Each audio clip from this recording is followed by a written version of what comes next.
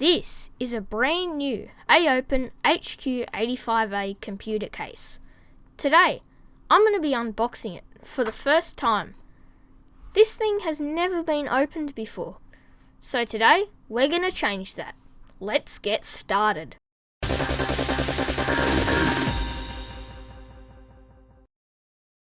In the mid-90s, A-Open was a great budget computer case manufacturer.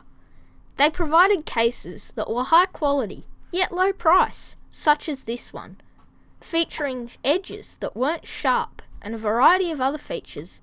A-Open cases are commonly regarded as a great choice when building a vintage computer. This one has never been opened.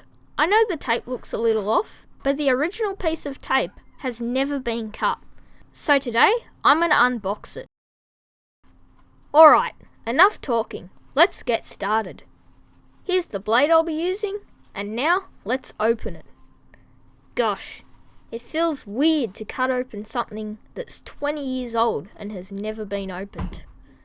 I must say, I cringed a little when I cut this open, but I won't regret it because this case is really nice. And yeah, there we go. It's cut open now. Alright, now it's time to lift the lid.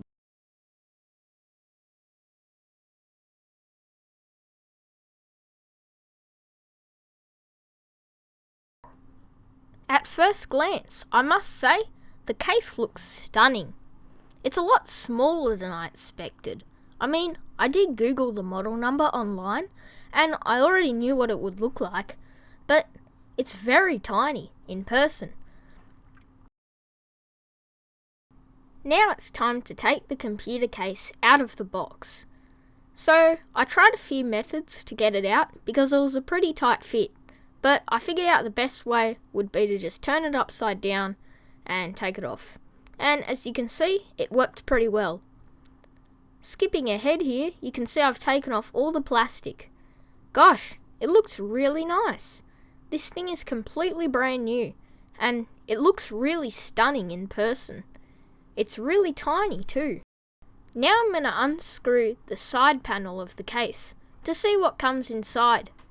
I can hear some things rattling around in there, so I'm guessing there's an instruction manual or something. I should also note that it comes pre-installed with an I/O shield. You don't see that anymore, but motherboards at the time were pretty standard.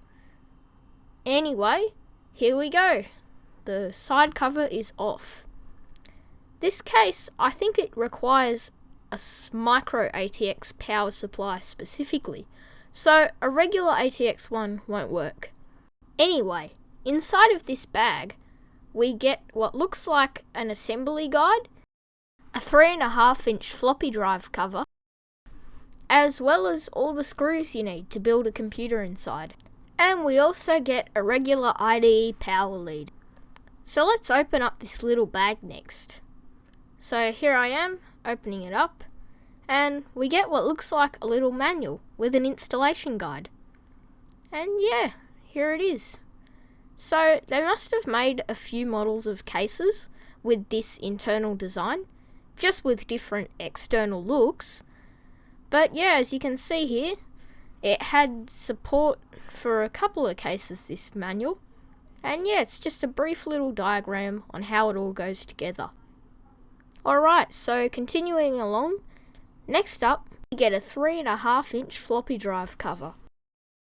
I'm actually going to put this in the computer case because for some reason it wasn't installed in it.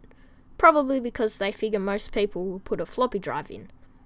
But I'm only unboxing the case today, so I'm just going to put it in for aesthetics. Next up, we get some motherboard screws, and then just some drive mounting, power supply mounting, and just some general screws you need to build a computer. I just went ahead and installed that floppy drive cover now. It looks really good. Nice.